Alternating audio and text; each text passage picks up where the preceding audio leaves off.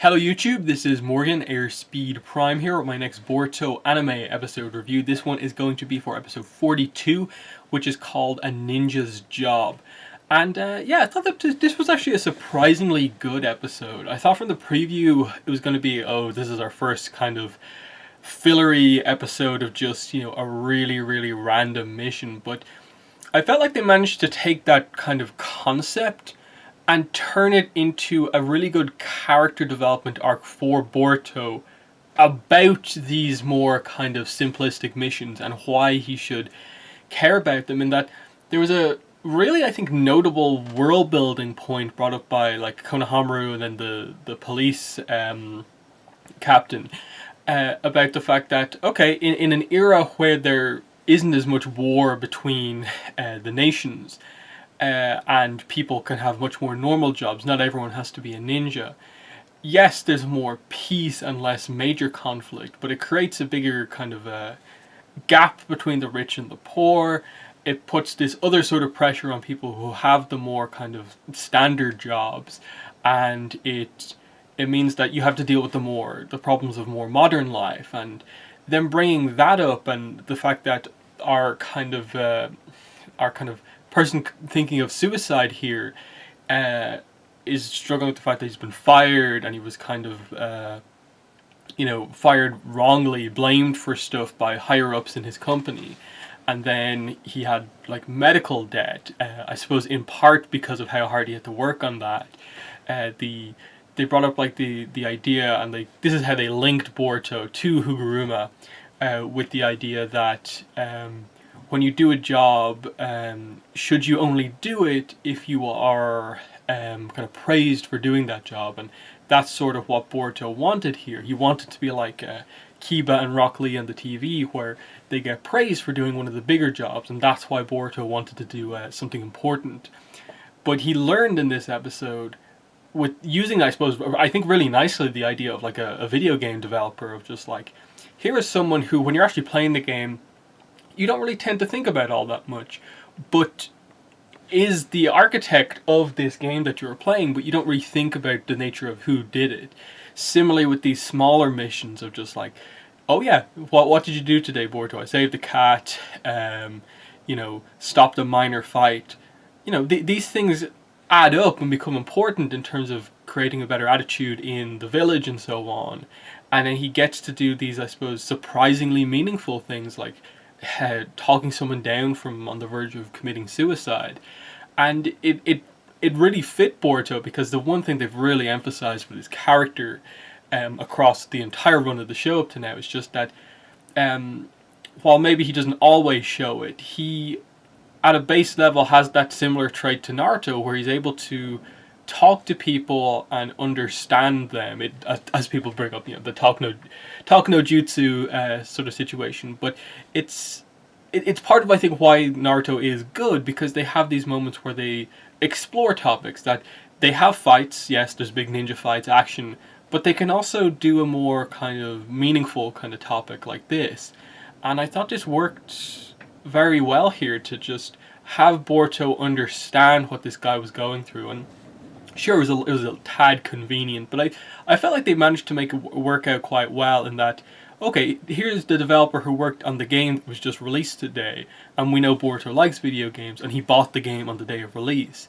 And I suppose it's a seemingly significant thing for him to basically say that, imagine the news article of like, developer of game commits suicide on, release date of game, and then it would obviously come out like fired from his position just as the game was finished and stuff like that.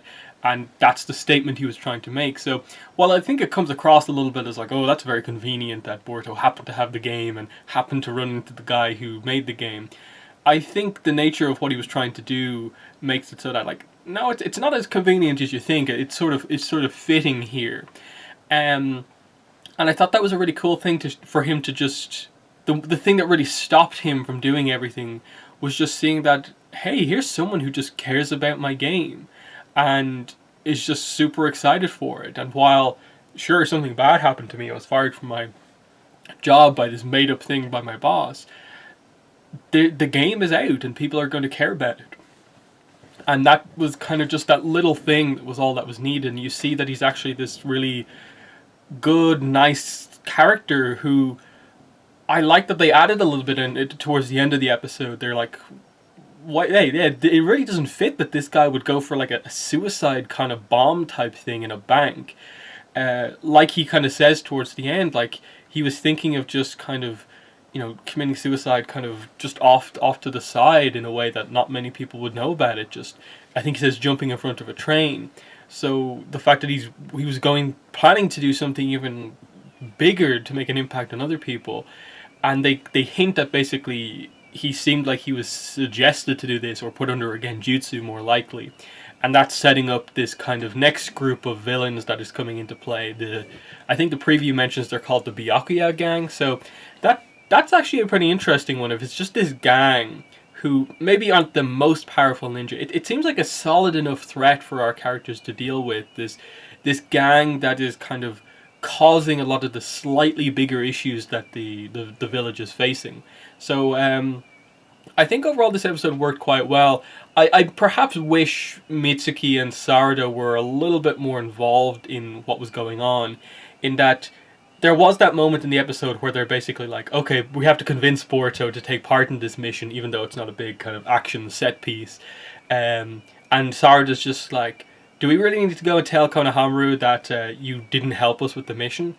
But then what ends up happening is that Boruto does the entire mission on his own, and it's actually Mitsuki and Sarada who don't really do anything in the mission. So it was just a funny role reversal of like, yep, technically it was Boruto who did everything on this entire mission. And he did it very well. I thought it was very impressive in that I'm not sure if Sarada is the sort of character where I don't know if she would have been able to do the same thing that Boruto did here. Mitsuki, I think we know, and he's going to maybe develop to gain that kind of understanding of how Boruto did what he did here. I think one of the goals for Sarada is going to be developing her as a character to a point where she could have done this, because I think that's probably one area where she is lacking. She's skilled, she's like conscientious, but does she have that connection to the other people? I did like though that they did include Sarada in regards to the police force, the connection with the Uchiha and the police force, and that obviously Sasuke is not on the police force. She is too young to be on the police force, but that there's still that connection fundamentally there where the current captain of the police force wants the Uchiha legacy to be kind of represented on the force, and he's obviously wanting her to go in that path. And I think this is where it's made clear that she hasn't told everyone that she wants to be Hokage, and she's kind of like, yeah, maybe I'll do that, but Hokage.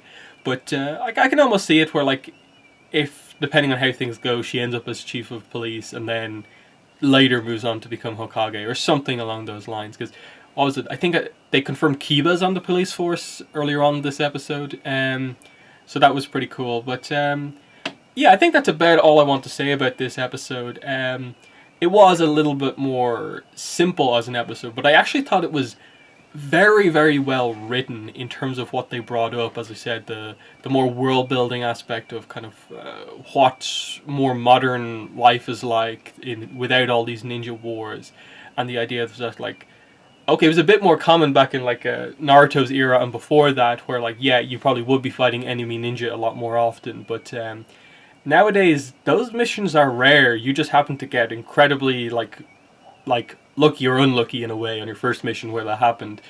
For the most part, you will be doing as Genin more of these type of missions.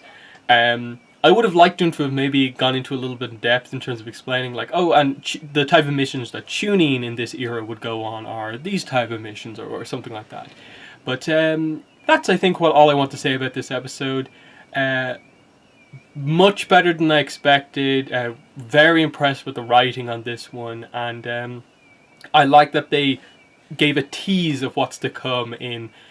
I assume it will be probably a 2-3 episode arc, maybe longer, but it gives, I think, a solid kind of ninja gang, the Byakuya gang, for them to deal with. That is something a bit more action focused, and it seems like it's probably going to have to involve all of the Genin teams to deal with this gang, which I think is really fitting. It could be a pretty good arc coming up soon, so I'm actually quite excited to see what happens next week. But in the comments, let me know what your thoughts were on this episode. But yeah, that's been the video. Thanks for watching, and bye.